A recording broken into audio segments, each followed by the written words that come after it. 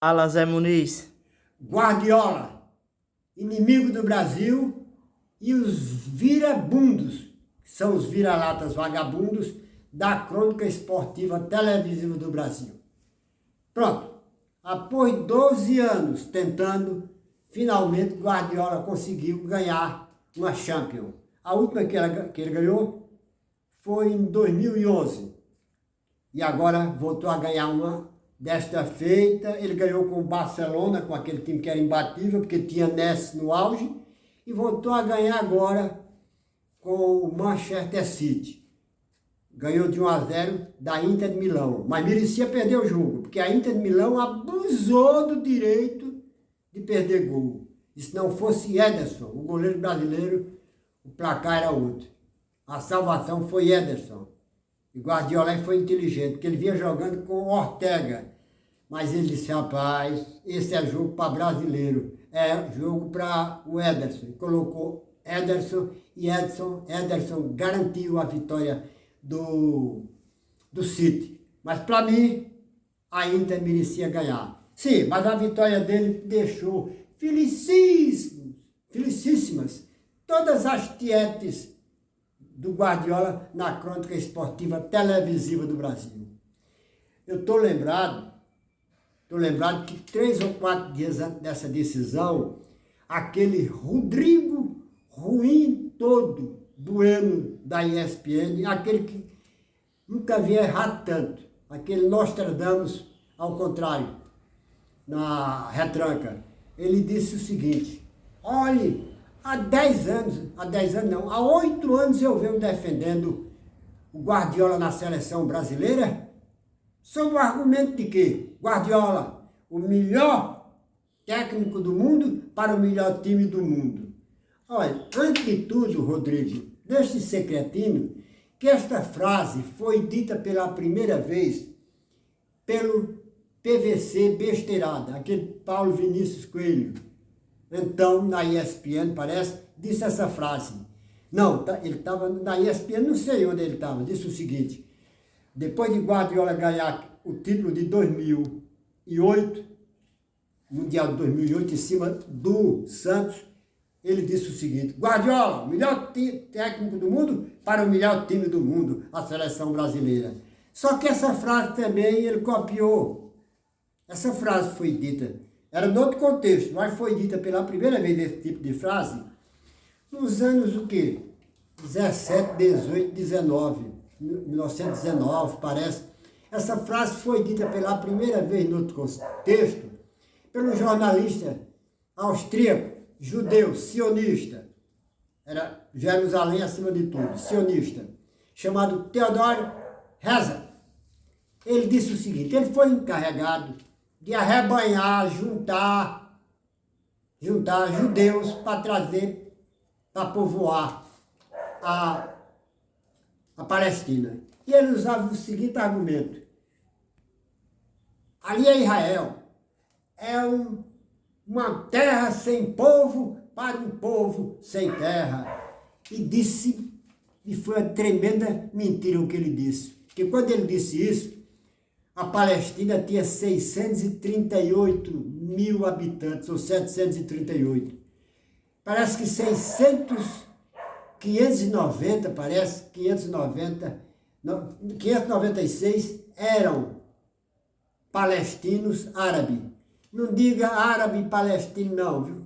Porque o palestino, antes de tudo ele quer ser palestino, só depois ele é muçulmano e depois ele é árabe. Árabe palestino não existe, existe palestino árabe, tá bom?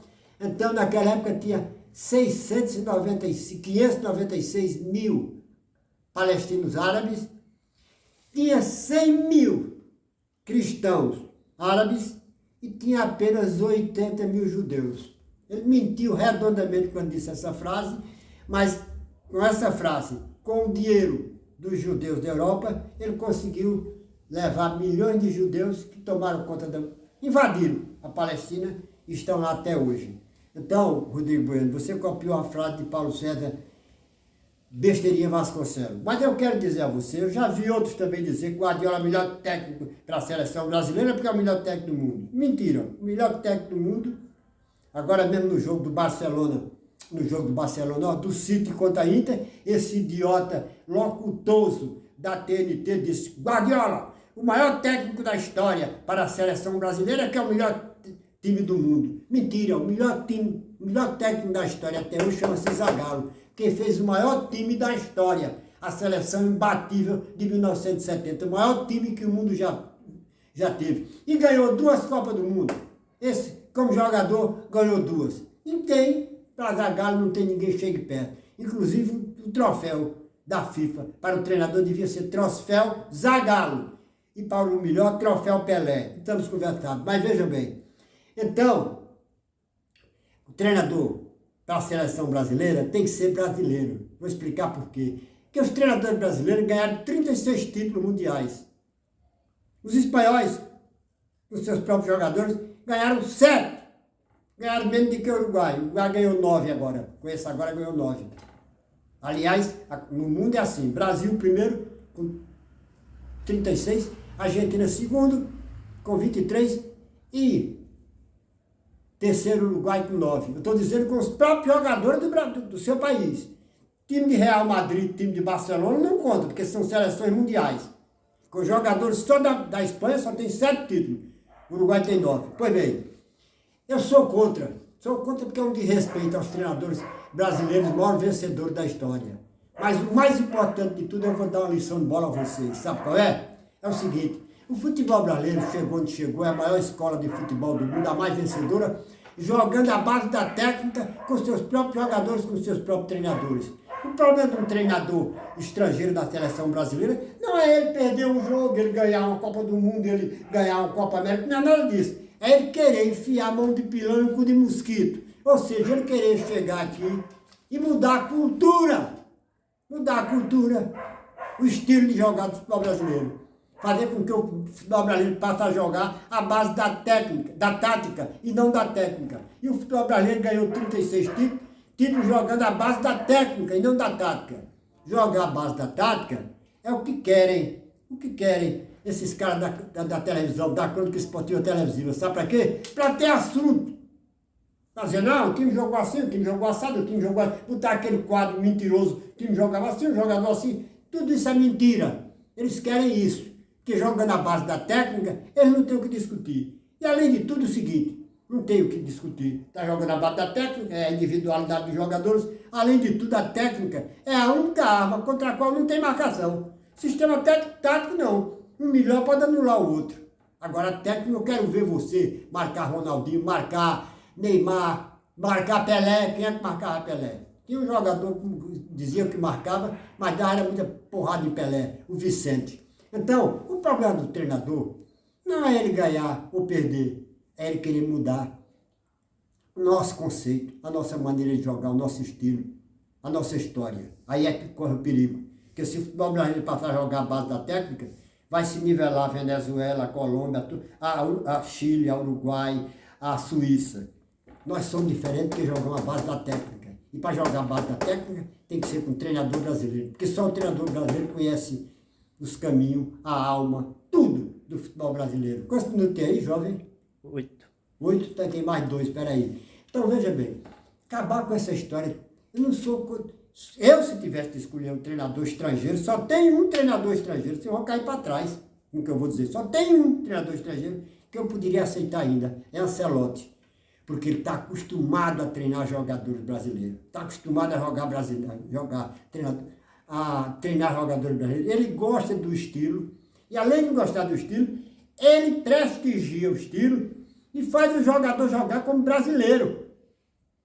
Como ele fez com o Vinícius Júnior. Já Guardiola quase acaba a carreira de Gabriel Jesus, botando Gabriel Jesus para jogar na ponta direita, recuando para marcar a lateral. Quase acaba a carreira de Gabriel Jesus. Então, Guardiola, tchau, um abraço. E além de tudo, você é racista, você é preconceituoso. Quando Roberto Carlos foi chamado de macaco, você disse, Roberto Carlos precisa conhecer a cultura dos espanhóis. Cultura de bosta, a dos espanhóis. Toda ela baseada naqueles reis católicos e baseada também no generalíssimo Franco. Olha, seleção brasileira, a Amazônia, essas coisas, não mexa não. Olha, carnaval brasileiro, samba brasileiro, forró, São João brasileiro, seleção brasileira, Amazônia brasileira, são coisas para brasileiros. Gringo atrapalha mais do que ajuda. Quem não gostar, que se lasque. Aquele abraço.